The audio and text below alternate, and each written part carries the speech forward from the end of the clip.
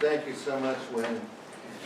Our next speaker is Kirk Niergarth from Mount Royal University out in Calgary. Kirk represents sort of a new generation of the academic community, or establishment, I suppose you could say. He did benefit from the mentorship of senior people in the field, and I'm sure that in the course of your career, you're going to be having to get into the business of mentoring as well.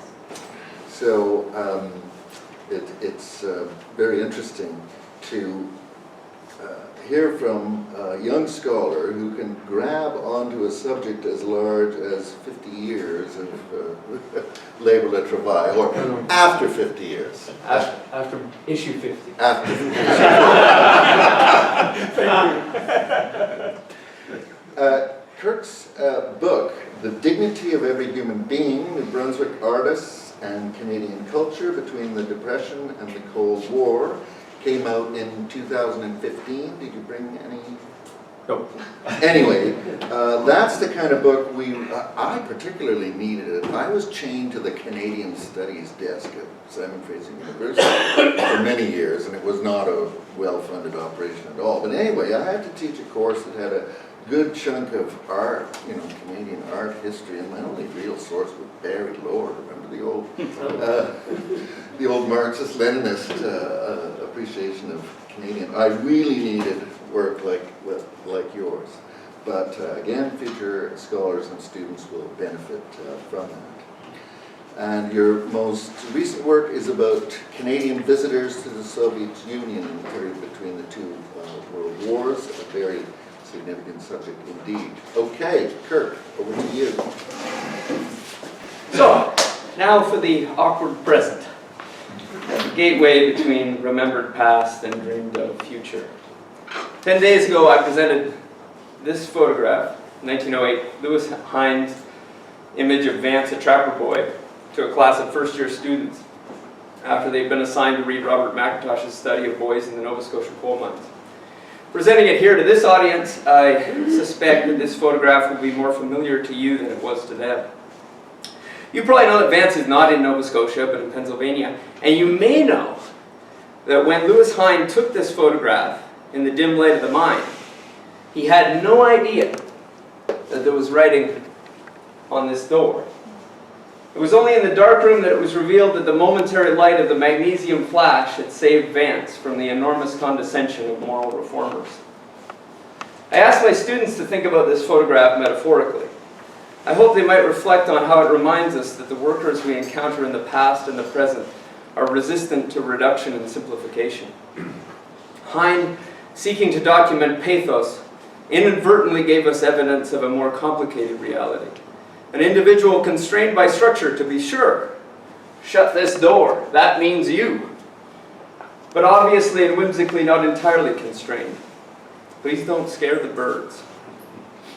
My students might have said something about the capacity of the past to surprise us, and how hindsight can afford knowledge not always perceived by those stumbling in the dim light of their own present moment. They might have said something. But instead I looked out on expressions which ranged from impassive to the uninterested, with a few scattered versions of, is there any way this could be on the exam? Would that I had a magnesium flash to see if behind those blank stares some were drawing connections between Vance and his world and themselves and ours. Was my apparent pedagogical failure akin to the position of labor history in our contemporary moment? Would that I had a magnesium flash that could, in the next 15 minutes, illuminate the importance and continuing relevance of labor history today, amidst an academy largely indifferent and a mainstream media in many quarters hostile, where not apparently oblivious. Looking at the program, I realize that the presenters over the next 2 days will show this far better than I can tell it. Instead, I will discuss a few issues, 26 of them, to be precise, of the journal Labor de Travail. So, no Lewis Hind, my shaky hand standing on my desk chair to get them all in has not done justice to their wonderful covers. But it was the matter between the covers that was more daunting. Nearly 10,000 pages, less than 50% of them written by Brian Palmer.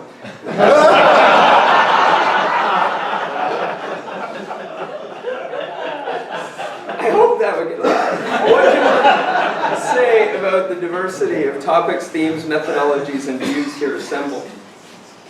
In the Millennium issue, volume 46, and in 2002's volume 50, Labor de Travail published some remarkable essays mapping the evolving historiography of the field and the history of the journal itself. But instead of these, I've modeled my presentations on Desmond Morton's Institutions and Ideas, which included a quantitative analysis of the first 44 issues of Labor de Travail. My apologies, but I've never suffered from counter's block, and so now we will endure a few minutes of data that conceals more than it reveals, but does suggest one important pattern, the pattern of continuity. So sometimes continuity is not the pattern we'd wish to see. As a bilingual journal, LLT, Labor de Travail, still has some way to go until its linguistic balance is proportional to the francophone population of Canada. And yet, there's another way of saying what is revealed here. It's a more than 50% increase in recent issues compared to volumes 1 to 44. And the degree to which francophones and Quebecois have been subjects of study in recent issues, most notably in the special issue on Quebec, is not entirely reflected. In terms of region of study, for articles which were not transnational or national in focus, which includes a sizable number, we see that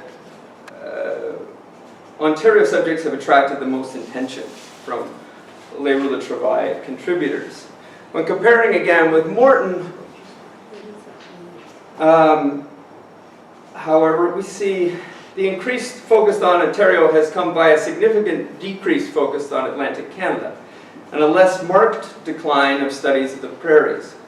While present-day circumstances do not necessarily indicate historical significance, I have included here the 2015 population statistics that indicate that Labor de Travail's articles have been roughly proportional to the population of the country.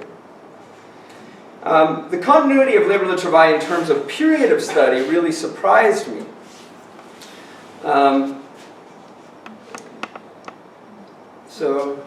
I mean, there's some more concentration, obviously, on issues since the 1990s. Desmond Morton had none there. But as a subscriber, my general impression had been that in recent years there had been more studies of recent years. What I found was that proportionally, Labor de Travail published more articles about the 19th century in the last 25 issues than it did in the first 44. When I looked a little bit more closely at periodization, and you know, my PhD supervisor Greg Keeley's here, and he's really going to hate I'll blame Desmond Morton. I hate the fact that I chose 1900 for no good reason other than it was a round number. But you know, basically, the studies are fairly well distributed across periods since the Industrial Revolution, with a slight concentration on the interwar and Second World War period. So finally, perhaps thankfully finally, we come to the most difficult of Morton's charts to duplicate, and that was the chart of themes. Professor Morton was much more successful than I was in creating tidy categories. He came up with 7 for 44 issues. But my more expansive list is by no means comprehensive and should not be mistaken for science, social, or otherwise. Yet certainly and unsurprisingly, the largest categories for Morton recur in mind and are central to the mission of the journal. The study of workers and their organizations, the role of the state in shaping and constraining working lives, protests and strikes, the politics of dissent, the intersections of race and gender and their influence on working class cultures.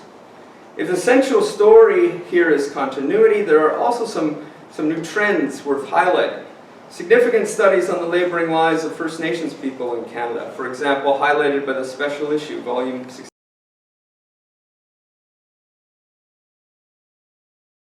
Respond to the Paris Commune, to the campaign to save Sacco and Vanzetti, the concept of the dictatorship of the proletariat.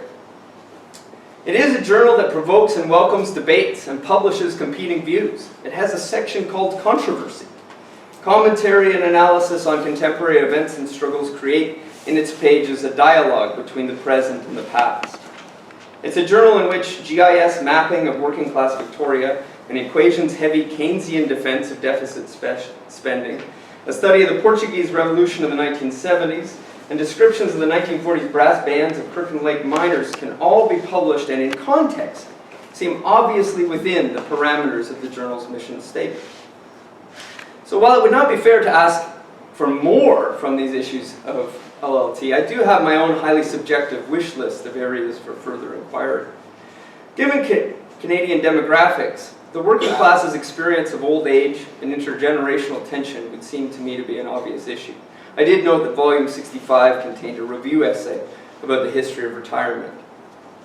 I would also like to see more studies of workers' culture in the anthropological sense of the word, particularly focusing on the last half century. To put it glibly, I sometimes feel as if I know more about workers, both rough and respectable, in the totality of their lives in the 1880s than in the 1980s. Culture in its more narrow sense, particularly mass culture, is also worthy of further study. As the recent roundtable in the Journal on the TV series Bomb Girls illustrates, LLT does publish thoughtful studies on the representation of workers in popular culture. It is less often published material focusing on the reception of culture by the working class.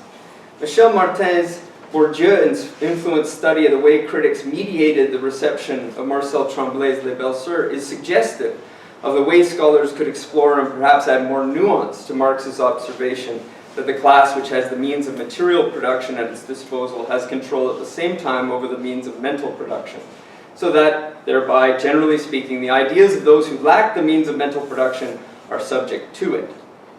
The demagogic populism that seems to have become a disturbing feature of our political culture in recent years calls for analyses of the anxieties, resentments, and alienation that lead some workers to identify now or in the past with the kind of views expressed in, for example, the Calgary Sun, which for American visitors would be sort of softer Canadian version of Fox News, or I guess for local context, something like whatever Ford Nation is, if such a thing exists. But, you know, there were plenty of explorations of aspects of workers' lives in these issues already. And save from encouraging future authors to try and resist the proliferation of title puns, a study of the Labrador crab industry called In a Pinch.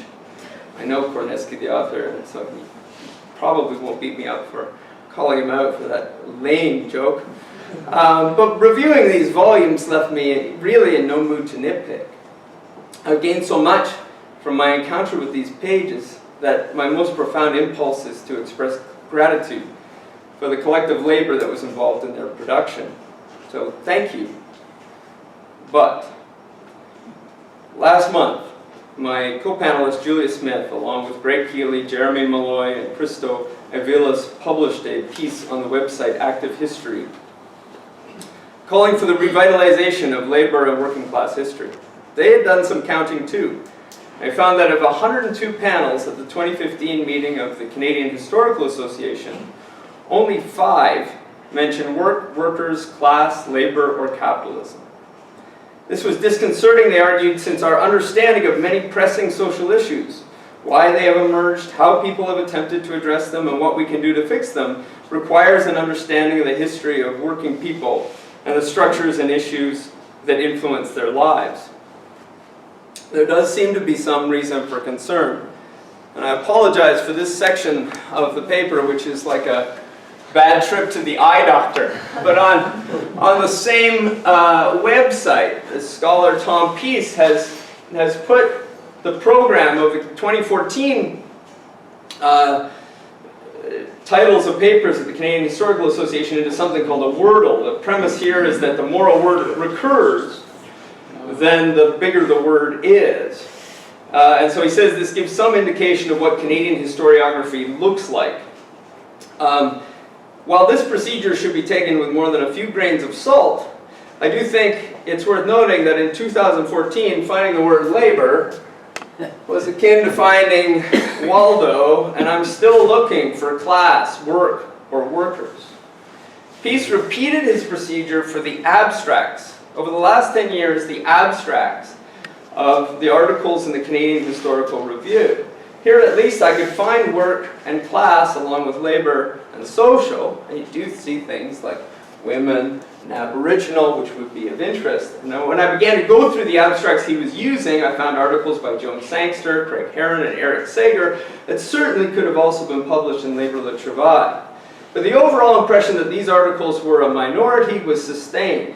And the contrast, when I repeated pieces procedure with Labor Le Travail, was marked. This graphic, like pieces, it obscures much. But I think the general, if somewhat obvious point is that Labor Le Travail is telling significantly different stories than those told in the rest of the field. This is not necessarily a problem. Minorities make history, and even smaller minorities write it. An important labor history has emerged in inauspicious times before. Consider the members or former members of the historians group of the Communist Party of Great Britain in the context of the Cold War 1950s. Or that Labor Le Travail, and Alan's brought me a prop, Labor Le Travailleur, #1, well, inspired by the optimism of 1968, it was actually launched in the doldrums of 1976, in the midst of stagflation, wage and price controls, with Thatcherism and international ascendancy. Labor history is now of pressing relevance. 2 weeks ago, I was working on this presentation when the CBC broadcast a documentary about the Crown Metals strike in Toronto. The broadcast was a reminder that however diminished and demoralized, the public broadcaster does on occasion air stories that would never appear elsewhere in the mainstream media. More powerful than God, an oral history of a 22-month-long defeat for 120 strikers featured some deeply disillusioned workers. They'd gone on strike with strong collective impulses to prevent the imposition of a two-tiered wage system for new hires. How quickly the veneer of paternalism was dropped at this workplace when management decided that profitable was not profitable enough. How little the state or the union appeared to be able to do to prevent the plant from operating with replacement workers. I guess they wanted to watch us bleed, one worker said, as contract offers only got worse over a nearly 2-year period. The state-appointed mediator said that the employer demands had been reasonable in this climate of concessionary bargaining. One woman interviewed said that when the company's CEO drove past the picket line, he wouldn't meet her eye. I guess he's more powerful than God, she said. No, not God. Mammon, and we've seen its power before. As I listened, I recalled Joan Sangster's study of the 1966 Tilco plastic strike here in Peterborough, published in volume 53. There were obvious parallels, replacement workers and a recalcitrant and nasty employer among them. In Sangster's study, she showed how the post-war settlement did not apply to second-tier workers, like the women at Tilco. At Crown, with the apparent indifference or impotence of the state, we see vividly how small any first-tier workers have become in our present moment. The lessons of history are now cold comfort to those strikers who lost their savings and in some cases their job in the Crown strike. But where else can the next group in the same circumstances look for tactics and strategies that might not end in bitter defeat? How else can what Jeff Noonan in volume 71 called the morally inverted word of capitalism be resisted? I cautiously agree with Noonan that the values of solidarity and mutuality, reasserted inside and outside of the labor movement, hold the promise of social transformation. I say cautiously because I found Wade Matthews' essay, The Poverty of Strategy, in volume 50 convincing. Matthews' analysis suggests that in spite of the differences between E.P. Thompson and Perry Anderson, both pin too much hope on the work of consciousness upon consciousness. Not only ideology or values need to be changed to effect a transition from capitalism, but also objective economic conditions. Well, I found this argument compelling. I don't think it means that the work of transforming consciousness is futile. Certainly, studying labor history has transformed my way of seeing the world, including this town where I grew up, thanks to the work of Joan Sangster and others.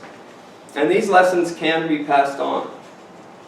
I open with a story of pedagogical failure. I would like to close with a story of pedagogical success. former student of mine, Tom McGrath, was in my office about a month ago asking for a reference letter. He's a young father, he delivers appliances, and now he's also a master's student at Calgary's other university.